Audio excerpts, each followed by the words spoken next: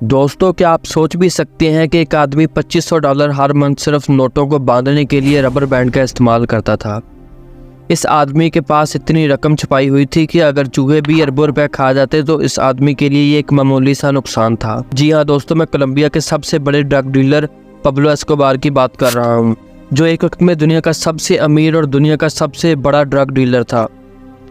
दोस्तों, आज हम इस वीडियो में पब्लो एस्कोबार की ज़िंदगी के बारे में जानेंगे कि कैसे इसने इतनी बड़ी दौलत जमा की और कैसे एक मरतबा इसकी बेटी को जब सर्दी लग रही थी तो इसने $2 मिलियन जला दिए अपनी बेटी को ठंड से बचाने के लिए।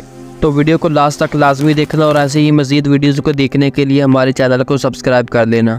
दोस्तों, पब्लो एस्कोबार 1949 में रियो नेग्रो कोलंबिया में पैदा हुआ। पब्लो एस्कोबार की ज़िंदगी जाली डिप्लोमे, डिग्रियाँ और कब्रों के पत्थर चोरी करने से शुरू हुई। इस तरह पब्लो एस्कोबार की ज़िंदगी चलती गई और दोस्तों फिर इसने कोकेन की स्मगलिंग शुरू कर दी। दोस्तों 1970 में इसने मेडिलिन कार्टेल की बुनियाद रखी। इसकी ज़्यादातर दौलत कोकेन की तिजारत के जरिए होती थी। दोस्तों, दुनिया में स्मगल होने वाली कोकेन का 80% जिम्मेदार पब्लो एस्कोबार था। 1980 तक आते आते एस्कोबार ने इतनी कोकेन स्मगल करना शुरू कर दी थी कि वो एक हफ्ते में $420 मिलियन तक कमा लेता था और वो दुनिया का सबसे ताकतवर ड्रग डीलर बन चुका था। अंदाजे के मुताबिक इसके पास $25 बिलियन से भी ज्यादा की रकम थी। इसके अलावा इसके पास 7000 एकड़ की प्रॉपर्टी थी। इसके अलावा इसके पास $69 मिलियन का एक चिड़ियाघर भी था।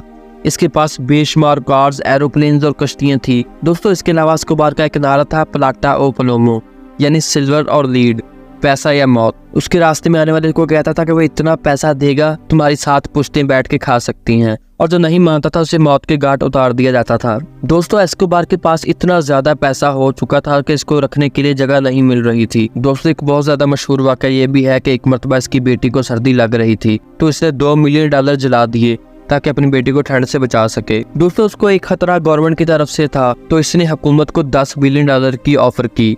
इसने कहा कि मैं हुकूमत को सपोर्ट करूंगा और हुकूमत मुझे सपोर्ट करे, मगर हुकूमत ने इसका साथ देने से मना कर दिया। दोस्तों, उसके बाद एस्कोबार खुद पॉलिटिक्स में आ गए और 1982 में कोलंबियन पार्लियामेंट्री इलेक्शन में as a alternate member of chamber select हो गए, मगर एस्कोबार पॉलिटिक्स में कामयाब ना हो पाए क्योंकि अपोजिट जमात के लोगों ने इसके क्रिमिनल एक्टिविटीज के लोगों के सामने रखना शुरू कर दिया। एस्कोबार को मजबूरन 1984 में इस्तीफा देना पड़ा। एस्कोबार तकरीबन 4000 लोगों को मरवा चुका था, जिसमें से सिर्फ 200 जजेस और 1000 पुलिस, जर्नलिस्ट और गवर्नमेंट ऑफिसर थे। दोस्तों, 1992 में कोलंबिया में 28,237 मर्डर हुए। उस वक्त Colombia murder capital of the world बन गया था।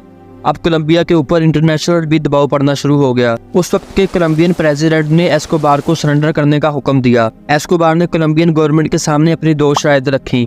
पहली शर्त ये रखी कि कोलंबियन गवर्नमेंट उसे यूएस की जेल में नहीं भेजेगी, और दूसरी शर्त ये रखी थी कि वो खुद की बनाई जेल में रहेगा और इस जेल के कुछ किलोमीटर तक पुलिस नहीं आ सकती। गवर्नमेंट ने मजबूरन एस्कोबार की ये शराइत एक्सेप्ट कर ली। दोस्तों, आप खुद अंदाजा लगा सकते हैं कि क्या पावर हो सकती है उस बंदे की कि उस शख्स ने अपने लिए कानून बदलवा दिया और खुद की बनाई जेल में रहने का शराइत मनवाई। इस जेल का नाम ला कैथेड्रल था। दोस्तों, ये जेल किसी 5 स्टार होटल से कम नहीं थी।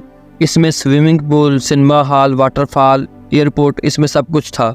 इसके बाद भी एस्कोबार ने अपना काम बंद नहीं किया। वो अंदर बैठकर सारा बिजनेस चला रहा था। गवर्नमेंट ने उसकी इसी हरकतों की वजह से सोचा कि इसको दूसरी जेल में मुंतकिल कर दिया जाए। जब पुलिस वहां पहुंची तो एस्कोबार को पहले ही पता चल चुका था, तो अपने दोस्तों के साथ वहां से गायब हो चुका था। पुलिस उसे 2 साल तक ढूंढती रही मगर वो कहीं भी न मिला। फिर यूएस और कोलंबियन फोर्स ने मिलकर एक टीम बनाई जिसका नाम सर्च ब्लॉक रखा। इस टीम के 600 लोग रात दिन एस्कोबार को ढूंढ रहे थे। दोस्तों, 1 दिसंबर 1993 को एस्कोबार की बर्थडे थी। इसने अपने बच्चों से बात करने के लिए कॉल मिला दी। उधर टीम ने एस्कोबार का नंबर ट्रेस कर लिया। सारी फोर्स जहाँ एस्कोबार छुपा हुआ था वहाँ पहुँच गई। दोस्तों, फोर्स से अंधाधुंध गोलियां चलाना शुरू कर दी। एस्कोबार उधर ही मारा गया। एस्कोबार ने अपना पैसा कहां कहां छुपा रखा था किसी को कुछ नहीं पता था। दोस्तों, ये थी पब्लो एस्कोबार की कहानी। होप करता हूँ आपको अच्छी लगी होगी। अगर अच्छी लगी है तो इसे लाइक और शेयर लाजमी कर देना। मिलते हैं अगली वीडियो में। अपनी फैमिली का ख्याल रखिएगा।